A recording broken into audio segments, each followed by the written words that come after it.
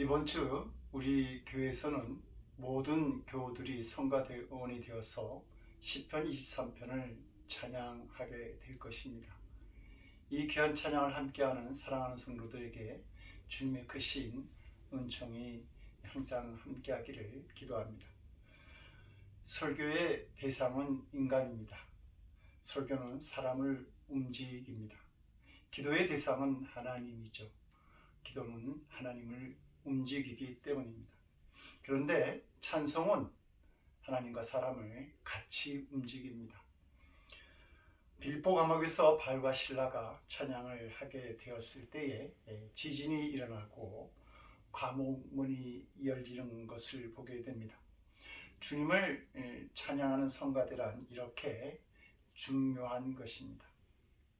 오늘 주님이 우리를 하나님의 나라로 부르신다면 설교도 기도도 다 끝납니다. 더 이상 들을 필요도 없고 광고할 필요도 없는 것이죠. 그러나 찬송은 하나님의 나라에서도 계속 진행되어질 것입니다. 천사들이 모두 하나님의 영광을 찬양하고 있지 않습니까? 다윗이 수금을 탈 때에 사울 왕의 귀신이 쫓겨나갑니다. 다윗은 법궤를 메고 예루살렘으로 입성할 때에 춤을 추며 노래를 불렀습니다. 사도 바울은 옥중에서 찬송을 하죠. 성도들도 장례식 때에 찬송을 부릅니다. 잔인한 죽음도 찬양을 빼앗지 못하는 것입니다. 신앙의 절정은 노래를 통해서 나타납니다. 기적은 찬송이 있는 곳에서 시작되어집니다. 바라기는 앞으로도 계속해서 성도들의 입술에서 찬양이 떠나지 않기를 기도합니다. 무엇보다 성도들의 삶에 감사하는 찬양이 계속 이어지는 삶을 살아갈 수 있기를 기도합니다. 교회의 역사를 보게 되면 하나님께 드리는 감사 예배가 상황에 따라서 언제든 형식적으로 변하는 것을 볼 수 있습니다. 이것은 개인이든 한 공동체이든 큰 위기를 가져오게 됩니다. 이스라엘의 역사를 보면 하나님께 드리는 감사절 제사가 예배가 형식적으로 흐를 때에 그들은 위기를 맞았고 망했던 것을 봅니다. 말라기 선지자는 이스라엘이 형식적으로 하나님께 예배드리는 모습을 보면서 말라기서 1장 8절에서 이렇게 고발합니다. 만군의 여호와가 이르노라. 너희가 눈먼 희생으로 드리는 것이 어찌 악하지 아니하며 저는 것 병든 것으로 드리는 것이 어찌 악하지 아니하냐. 이제 그것을 너희 총독에게 드려보라. 그가 너를 기뻐하겠느냐 너를 간합하겠느냐. 이스라엘의 제사를 드릴 때에 그 짐승들 가운데 눈먼 것, 또 저는 것, 병든 것으로 예물을 드리며 제사를 드렸습니다. 자기들에게 필요 없는 것, 별로 도움이 되지 않는 것, 그것을 찾아서 제사를 드렸던 것입니다. 마지못해 예배를 드리고 형식적으로 감사 예물을 드리는 이스라엘의 믿음을 하나님은 지켜보고 계셨던 것입니다. 그래서 10절에서 더 무서운 말을 하죠. 내가 내 다니엘 헛되이 불사르지 못하게 하기 위하여 너희 중에 성전문을 닫을 자가 있었으면 좋겠도다. 내가 너희를 기뻐하지 아니하며 너희 손에 드리는 것을 받지도 아니하리라. 정말 성경을 보면 말라기서를 끝으로 400년 동안 이스라엘 역사를 기록하지 않는 것을 봅니다. 이스라엘은 그 후 침략과 식민지 시대를 살아가면서 성전문이 닫히고 잃어버린 역사를 보내게 되었던 것입니다. 하나님에 대한 진정한 감사가 끝날 때에 그들의 역사도 사라져 버렸습니다. 우리가 형식적인 예배를 드리게 되는 이유가 있습니다. 공짜라면 양잿물도 먹는다라는 말이 있듯이 공짜를 좋아하고 받기만 좋아하기 때문입니다. 우리들은 공통적으로 받기만을 좋아하고 또 받을수록 점점 더 많은 것을 받기를 원하는 것을 볼 수 있습니다. 그런데 받기만 좋아하는 사람들은 감사가 형식에 그치고 맙니다. 왜냐하면 받기만 원하는 사람들은 받을 것만 그렇게 찾고 바라보지 이미 받은 은혜는 보지 못하기 때문입니다. 오래전 미국 매사추세츠주에 있는 케이프 코트라는 지역에서 한 소녀가 변사체로 발견되어졌습니다. 그러나 경찰에서는 그 신원을 확인할 수 없어서 그 지방 신문에 광고를 냅니다. 그랬더니 무려 5천 건의 신고가 들어왔습니다. 당시 케이프 코트의 가구 수가 겨우 8만 정도였고 신고된 가출 건수와 가구 수를 비교해 보니까 16가구당 한 소녀가 가출하였다는 통계가 나왔습니다. 그 청소년들이 가난했기 때문에 가출하였을까요? 미국 청소년들의 가출이라고 하는 것은 가난보다도 더 무서운 정신적 빈곤에 있다라고 하는 겁니다. 감사를 모르는 것이죠. 집도 있고 부모도 있고 형제도 있고 친구도 건강도 다 있는데 그러나 단 하나 만족이 없는 것입니다. 성도 여러분, 하나님을 예배하는 것도 하나님께서 그 은혜를 우리 안에 주시지 않으면 드리지 못하는 것이죠. 그렇게 전도하려고 해도 안 되는 이들을 보지 않습니까? 찬양을 주님께 드리는 것도 이미 주신 주님의 은혜가 있기 때문에 드리는 것입니다. 감사 예물을 주께 봉헌하는 것도 이미 그 은혜와 드릴 수 있는 힘을 받았기 때문입니다. 역대상 29장 14절에서 다윗이 고백하지 않습니까?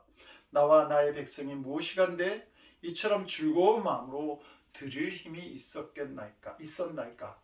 모든 것이 주께로 말미암았사오니 우리가 주의 손에서 받은 것으로 주께 드렸을 뿐이니이다. 성도 여러분, 감사한데 필수적인 요소는 은혜와 복을 받는 것이 아니라 받은 은혜와 복을 보는 눈이 열리는 것입니다. 성도 여러분, 감사는 곧 믿음의 사건이죠. 감사가 믿음의 사건이라고 하는 말은 객관적인 것이 아니라 언제나 감사하고자 하는 사람의 주관적인 믿음에 의해서 결정된다는 말입니다. 겉으로 보기에 많은 복을 받은 자가 적게 감사할 수도 있고 겉으로 보기에는 별로 받은 복이 없어 보이는데 넘치게 감사할 수 있다고 하는 것이죠. 10명의 문둥병자가 고침을 받았는데 한 사람만 예수님께 감사의 인사를 하러 왔습니다. 주관적인 믿음의 수준이 다르기 때문이죠. 이 감사하러 온 이 문둥병자에게 예수님께서 내 믿음이 너를 구원하였다 이렇게 말하지 않습니까? 감사와 믿음이라고 하는 것은 함께 하는 것이라고 하는 겁니다. 믿음이 감사를 만들고 믿음에서 감사가 나오는 것이죠. 감사가 믿음을 풍요롭게 하고 감사가 구원의 믿음을 만든다고 하는 겁니다. 누가복음 7장을 보게 되면 예수님이 서로 다른 두 사람의 태도에서 주목하여 보시는 말씀이 있습니다. 한 사람은 유대인들의 존경을 받고 많은 재물을 가지고 있던 바리새인 시몬입니다. 다른 사람은 귀신 들려 힘든 삶을 살아왔고 사람들에게 죄인이라고 손가락질을 받았던 막달라 마리아 여인입니다. 이 여인은 시몬의 집에 들어와서 값비싼 향유로 예수님의 발을 씻겨 드리게 됩니다. 성경은 이 사건을 이렇게 기록하죠. 그 여자를 돌아보시며 시몬에게 이르시되 이 여자를 보느냐? 내가 내 집에 들어올 때 너는 내게 발 씻을 물도 주지 아니하였을 때 이 여자는 눈물로 내 발을 적시고 그 머리털로 닦았으며 너는 내게 입 맞추지도 아니하였을 때 그는 내가 들어올 때로부터 내 발에 입 맞추기를 그치지 아니하였으며 너는 내 머리에 감난유도 붓지 아니하였을 때 그는 향유를 내 발에 부었느니라. 서로 많이 다르지 않습니까? 누가 더 감사해야 하는지요? 예수님을 불러서 잔치할 수 있는 물질도 있고 당시 그 누구도 부러워하지 않아도 되는 그런 명예와 힘을 가진 바리새인이 아닙니까? 그런데 이 일을 보면서 예수님께서 이렇게 말씀하십니다. 이러므로 내가 말하노니 그의 많은 죄가 사하여졌다. 이는 그의 사랑함이 많음이라 사함을 받은 일이 적은 자는 적게 사랑하느니라. 이에 그 여자에게 이르시되 내 사함을 받았느니라. 예수님의 용서의 은총에 대해서 많은 것을 가졌음에도 불구하고 그 은혜에 대해서 바리새인 시몬은 기뻐하지 못하였던 것입니다. 오히려 비천한 삶을 살았고 사람들에게 죄인이라고 놀림받았던 마리아가 더 주님을 사랑하였고 더 많이 감사하였습니다. 성도 여러분, 감사의 필수적인 요소는 많이 받아서 누리는 것이 아니라 받은 은혜와 복을 보는 눈이 있어야 하는 것입니다. 실제로 받은 은혜와 하나님께 드리는 감사는 비례하지 못합니다. 내가 다른 사람들을 볼 때 그 사람은 참으로 받은 것이 많이 있는 것 같은데 정작 그 사람은 그것으로 감사하지 못합니다. 오히려 그까짓 것 가지고 아니면 조금만 더 그러면 모르죠. 이렇게 말들을 합니다. 작은 일에도 감사의 조건을 발견할 수 있는 신앙의 사람들이 되기를 원합니다. 몸이 건강한 것, 일용할 양식을 주신 것, 저녁에 가족들이 다 무사히 집에 들어오는 것, 식탁에 가족들이 둘러앉아서 함께 식사를 하는 것, 이 소소한 일들에 대해서 감사하는 마음들이 있어야 할 것입니다.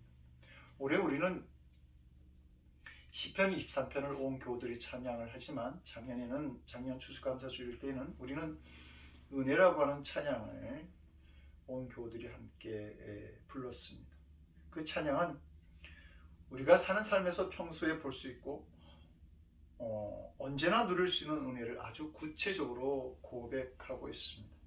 아침에 갔다는 것, 저녁 노을, 봄의 꽃향기와 가을 열매, 내가 이 땅에 태어나 사는 것, 어린이 시절과 지금까지 숨을 쉬며 살며 꿈을 꾸는 삶, 내가 하나님의 자녀로 사는 것, 오늘 찬양하고 예배하는 삶, 복음을 전할 수 있는 축복, 이 모든 것이 당연한 것이 아니라 은혜라고 고백했던 것입니다. 감사의 눈으로 우리 주변을 바라보게 되면 얼마나 많은 감사의 조건들이 있는지 모릅니다. 근데 참 이상한 일은 편안하고 풍족할 때 은혜를 보지 못하고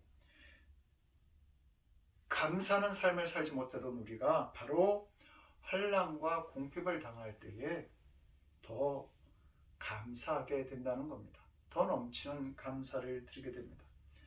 그때가 되면 주님께서 지난 시간 어떻게 인도하셨는지를 정말 잘 보게 되죠. 그리고 고난 중에도 함께 하시는 하나님의 은혜를 경험하게 되는 겁니다. 저는 암 수술 받은 후에 회복하는 시간을 보낼 때 참 많이 힘들었습니다. 걸음을 걸어도 노인네처럼 천천히 걸어야 했습니다. 혹시 재채기나 기침을 하게 되면 수술 부위가 너무 아파서 소스라치게 놀라기도 했습니다. 그러면서 생각했던 것은 기침이나 재채기를 해도 아프지 않은 건강한 몸을 가지고 살아가는 것, 그것은 날마다 기적을 체험하는 삶이다 라는 것이었습니다. 평소에는 그냥 지나치던 건강한 몸에 대한 감사를 하게 되었던 것이죠. 성도 여러분, 어떤 상황에서든 주님께서 베푸신 은혜와 복을 보는 눈이 있기를 원합니다. 그때 넘치는 감사를 할 수 있습니다. 우리는 성도들이 감사하는 것을 보면 그가 정말 큰 복이나 많은 은혜를 이미 받았다라고 하는 사실, 그것을 알게 되는 것이 아니라 그 은혜를 얼마나 잘 깨닫고 있는가, 그 은혜의 크기가 어떠든 간에 그 은혜를 정말로 잘 깨닫고 있는가 하는 것을 알게 된다는 겁니다. 성숙한 성도의 마음은 잘 될 때 오히려 회개하죠. 베드로는 자신이 그토록 원하던 물고기가 배에 가득히 잡혔을 때에 무릎을 꿇고 예수님 앞에서 회개를 합니다. 그러나 안 될 때 오히려 감사를 드리고 잔치를 하지 않습니까? 마태는 예수님을 따르기 위해서 자신의 모든 것을 다 버리고도 오히려 잔치를 베풀었습니다. 엘리사는 정세가 불안한 시대의 선지자로 택함을 받고도 오히려 소를 잡고 농기구를 불살라서 동네 사람들과 함께 잔치를 벌입니다. 다니엘은 하나님께 기도하면서 사자굴에 던지리라는 그 위험을 알면서도 하나님께 기도하며 감사하기를 쉬지 아니하였습니다. 다윗은 요한은 나의 목자시니 내게 부족함이 없으리로다 이렇게 고백합니다. 하나님을 믿으니 언제나 감사한 것뿐이라는 것입니다. 하나님의 은혜를 깨닫고 나면 고난도 감사하고 징계도 감사하게 되는 것입니다. 더 놀라운 것은 감사하는 것을 보면 그가 또 얼마나 놀라운 은혜와 복을 받게 될 것인지도 알게 된다라고 하는 겁니다. 그래서 오늘 본문은 참으로 역설적인 진리를 말씀하고 있는데, 그것은 감사함으로 더욱 은혜를 받는다라고 가르치고 있습니다. 실제로 이 말씀을 기록한 바울의 삶은 어떠한 환경에서든지 감사가 넘쳤습니다. 그가 기록한 말씀들을 보면 감사의 고백으로 넘쳐나죠. 에베소서 5장 2절은 범사에 우리 주 예수 그리스도 이름으로 아버지께 항상 감사하며, 골로새서 3장 15절에서 너희는 감사하는 자가 되라. 또 데살로니가전서 5장 18절에서는 범사에 감사라고 권면하고 있습니다. 바로 이 감사 신앙 때문에 바울의 삶에는 언제나 하나님의 능력이 함께하였고 기적이 일어났습니다. 그래서 그는 빌립보 4장 13절에서 말하지 않습니까? 내게 능력 주시는 자 안에서 내가 모든 것을 할 수 있었다라고 말합니다. 실제로 사도행전 16장을 보게 되면 빌립보 감옥에서 한밤중에 찬송하고 기도할 때에 옥문이 열리고 옥문이 흔들리는 지진이 일어나서 정말 새살이 다 풀려나는 그런 일들을 보여줍니다. 그의 기도로 죽었던 유도고가 살아났고, 심지어 사람들이 그 바울의 몸에서 손수건이나 앞치마를 가져다가 병든 사람에게 얹으면 그 병이 떠나고 악기도 나가는 역사가 일어나기도 했습니다. 감사하는 믿음이 더욱 큰 하나님의 역사를 만들어내었던 겁니다. 우리가 잘 아는 대로 1620년 영국의 청교도들이 종교의 자리를 찾아서 조그만 배를 타고 도착한 땅이 미국입니다. 그해 겨울을 지나는 사이에 반수가 죽었고, 다음 해에 농사를 지어서 이제 추수를 그 가을에 거둔 후에 겨울을 지내려고 하니까 사람들의 마음이 불안해지기 시작합니다. 이번 겨울에는 또 얼마나 많은 사람들이 추위와 질병으로 죽어갈까. 그 불안한 마음에 그들이 7일 동안 금식 기도를 하게 되죠. 금식 기도를 7일 동안 다 했는데도 불구하고 그들의 불안한 마음이 떠나지 않자 그들은 다시 우리가 7일 동안 금식 기도를 하자고 그렇게 이야기하기 시작합니다. 그때 한 농부가 이렇게 말합니다. 우리가 대서양을 건너면서 많은 친구들을 잃었지만 하나님께서 우리에게 큰 은혜와 복을 주셔서 이제 추수할 곡식을 쌓아둘 수 있게 되었으니 이제는 금식을 그만두고 하나님께 감사의 예배를 드립시다라고 제의를 하게 됩니다. 그 농부의 믿음을 받아들여서 그들이 하나님 앞에 감사의 예배를 드리죠. 이것이 바로 미국이 하나님께 드린 최초의 추수 감사제였습니다. 성도 여러분, 이때 하나님의 마음이 어떠하셨을까요? 지금까지 미국이 엄청난 복을 받고 있는 것을 보면서 그때 하나님의 마음이 어떠하셨는가를 짐작해 볼 수 있습니다. 어려운 가운데서도 하나님께서 베풀어 주신 그 은혜와 축복을 먼저 볼 줄 알고 감사하는 그들의 믿음, 그것을 하나님은 더하여서 은혜에 넘쳐서 더 큰 축복으로 함께 해 주셨던 겁니다. 감사절은 그 후 한동안 중단되어집니다. 이것은 자연스러운 일이죠. 인간의 천성이라고 하는 것, 그것은 감사를 잘 모르기 때문입니다. 1789년 미국 초대 대통령이었던 조지 워싱턴에 의해서 국가적인 기념일로 지키도록 했지만 3대 대통령인 토마스 제퍼슨에 의해서 이 감사절이 폐지되어집니다. 그러다가 1828년 한 잡지의 편집장인 헤일이라는 여성이 감사절을 회복하자라고 하는 캠페인을 벌입니다. 당시는 남북전쟁으로 인해서 나라가 정말 매우 힘들고 어려운 때였습니다. 여러 사람들이 그 여러 사람들로부터 쓸데없는 일을 한다는 책망에도 불구하고 마침내 1863년 링컨 대통령은 11월 넷째 목요일을 공식적인 감사절로 선언하게 되고 지금까지 국가적으로 하나님께 감사절을 지키게 된 것입니다. 미국의 번영은 그 조상들이 어려울 때 감사를 드린 까닭에 일어난 기적인 것입니다. 성도 여러분, 여러분들도 감사만큼은 누구에게 뒤지지 않았으면 좋겠습니다. 추수감사절을 나라의 국경일로 지키고 주님의 은총을 누리는 이 미국의 땅을 보면서 언제나 감사드리는 삶을 여러분들의 삶의 목표로 삼고 한번 시도해 보시기 바랍니다. 그 감사가 힘들고 어려울 때 드려야 할지라도 그때를 놓치지 않기를 바랍니다. 10문둥병자가 고침을 받았지만 9사람은 감사로 오지 않았습니다. 사마리아 사람 한 사람만 감사로 왔죠. 그때 예수님이 묻지 않습니까? 9은 어디 갔느냐? 성경을 보면 이처럼 예수님께서 소원해하시면서 질문하신 적이 없습니다. 우리가 감사가 없는 삶을 살아갈 때에 주님의 마음을 아프게 할 수 있다는 말입니다. 문둥병은 암보다 무서운 병이었습니다. 가족에게서 버림받는 병이었죠. 가족들이 버리지 않으면 자기 스스로 떠나 있던 병, 그것이 바로 문둥병이었습니다. 그 문둥병에서 고침을 받은 것입니다. 만약 그들이 가족과 기쁨을 나누느라고 다른 급한 일 때문에 주님께 감사하는 것을 한 주 미루었다면 어떻겠습니까? 그럴 수도 있겠죠. 주님께서 그 정도는 양해하지 않겠습니까?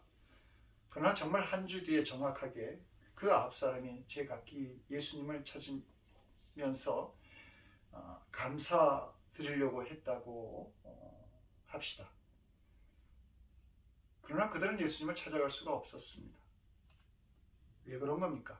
예수님이 이미 십자가에 그 몸을 박히셨기 때문입니다. 무슨 말을 하고 있는지요? 한 주 뒤에 어떤 일이 일어날지, 어떤 형편이 일어날지 아무것도 모른다는 것입니다. 감사할 때를 놓치지 말라는 것입니다. 그런데 무엇보다 먼저 감사를 주님께 드린 사마리아인은 어떻게 됩니까? 몸만 고침 받은 것이 아니라 영혼도 구원받지 않습니까? 문둥병에서 고침받은 사마리아 사람이 예수 그리스도에게 돌아와 감사를 드렸을 때에 내 믿음이 너를 구원했다. 그렇게 분명하게 말씀하십니다. 성도 여러분, 하나님께서 1년에 한 번 추수감사주의를 지키라고 말씀해 주신 이날, 이때를 귀하게 여길 수 있기를 바랍니다. 그리고 정말 감사를 드리는 그냥 평범한 그런 주일처럼 보내는 것이 아니라 진정한 감사를 하나님께 고백할 수 있는 그런 시간을 맞이하시기를 원합니다. 사랑하는 성도 여러분, 하나님 우리에게 안 주신 것보다 주신 것이 더 많습니다. 우리에게는 불평할 것보다 감사할 것이 더 많다는 말입니다. 이것을 알고 믿음으로 감사하게 될 때에 기적도 일어나고 더 넘치는 축복의 은혜를 체험할 수 있습니다. 어느 교회 사모님이 병원에서 유암 판정을 받았습니다. 그리고 자신이 이 지경이 된 것은 개척교회 시절에 극심했던 고생 때문이라고 하는 생각이 들었습니다. 자연히 남편과 하나님이 원망스러워져 갔습니다. 이 남편 목사님이 어느 날 감리교 신학대학에 학종하고 계시던 윤성범 교수님을 만나게 됩니다. 학장님은 그 표정이 밝지 못한 그 제자를 보시면서 목사님 얼굴이 어둡군요. 무슨 일이라도 있나요? 그러자 그 목사님이 자신의 형편을 그리고 자신의 사모의 이야기를 하기 시작하죠. 그러자 학장님이 그 윤성범 학장님이 하나의 제안을 합니다. 노트를 한 권 사다가 아내에게 주세요. 그 노트에 감사할 일만 생각나는 대로 적으라고 한번 해보세요. 목사님은 즉시 노트와 볼펜을 사들고 아내에게 갑니다. 그러자 아내가 말하죠. 이 마당에 무슨 감사할 일이 있다고. 목사님이 방을 나서고 난 후에 그 후에도 한참이나 시간이 흐른 뒤 그 사모님은 아주 평범하고 작은 일부터 적어 나가기 시작합니다. 그러다가 문득문득 생각나는 그 고마운 사람들을 적어두었다가 그녀는 가장 가까운 사람부터 찾아다니면서 감사의 인사를 하고 감사의 기도를 드리게 되죠. 그 다음 날도 또 그 다음 날도. 그러자 통증은 사라지고 웬일인지 다리에 점점 힘이 나는 것을 느끼게 됩니다. 그리고 병원에 갔는데 의사가 깜짝 놀랍니다. 암세포가 다 사라졌기 때문입니다. 성도 여러분, 밀레의 만종이 세계적인 명화가 된 것은 감사가 있기 때문입니다. 그런데 그 감사는 바구니에 놓인 몇 개의 감자를 놓고 드린 감사였기에 빈곤한 그 자리가 세상의 많은 사람들에게 부유함을 줄 수 있는 은혜의 자리가 되었습니다. 오늘 본문은 말합니다. 감사로 말미암아 은혜가 더하여 넘쳐서 감사로 말미암아 은혜가 더하여 넘치게 되는 것입니다. 그 은혜가 더하여 넘쳐서 하나님께 영광을 돌리게 하려 함이라. 사랑하는 성도 여러분, 무엇보다 감사하는 마음을 주시는 축복이 우리 모두에게 있기를 주님의 이름으로 간절히 축원드립니다. 기도하시겠습니다. 하나님, 우리들에게 감사의 조건들을 허락해 주시니 감사드립니다. 감사의 절기를 주시니, 그래서 감사하게 하시니 또한 감사드립니다. 우리의 믿음이 메마르지 않게 언제나 감사하는 신앙의 삶을 살아가도록 우리를 도와주시옵소서. 이제는 자신의 몸을 십자가에 들이심으로 우리에게 영원한 감사의 조건을 허락하여 주신 우리 주 예수 그리스도의 크신 은혜와 독생자를 허락하신 그 사랑으로 말미암아 언제나 감사하는 믿음을 고백하게 하시는 아버지 하나님의 극진하신 사랑하심과 지금도 우리와 함께 하셔서 주신 은혜와 복을 보게 하시며 감사의 삶을 살아가게 하시는 성령님의 감화감동 우리 안에 교통하시고 역사하시는 놀라우신 은총이 작은 일에도 감사함으로 은혜가 넘치는 삶으로 주님께 영광 돌리기를 원하는 거룩한 성도들 머리 위에 저들의 삶과 가정과 일터와 드리는 기도 위에 그리고 함께 감사의 명절을 맞는 선교사님들 위해 지금으로부터 영원토록 함께 하옵시기를 간절히 축원드리옵나이다. 아멘.